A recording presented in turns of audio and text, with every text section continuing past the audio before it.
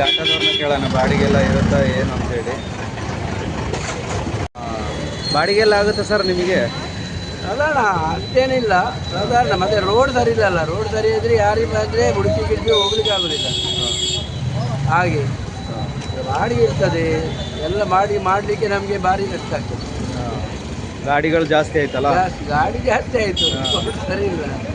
ಎಲ್ಲಿ ಹೋದ್ರು ಹೊಂಡ ಉಡುಪಿ ಹೋಗ್ಬೇಕಾದ್ರೆ 25 ಹೊಂಡ ಉಂಟು, ಹಾಕೊಂಡು ಹೋಗ್ಬೇಕು. ಎಲ್ಲಿ ನೋಡಿದ್ರು ರಸ್ತೆಗಳು ಗುಂಡಿ. ಗುಂಡಿ ಯಾರು ರೆಡಿ ಮಾಡೋದಿಲ್ಲ. ಇಲ್ಲ ಇದಿಲ್ಲ, ಬಾಡಿಗೆ ಸಿಕ್ಕಿಲ್ಲ, ಗಾಡಿ ಎಲ್ಲ ಹಾಳಾಗ್ತದೆ.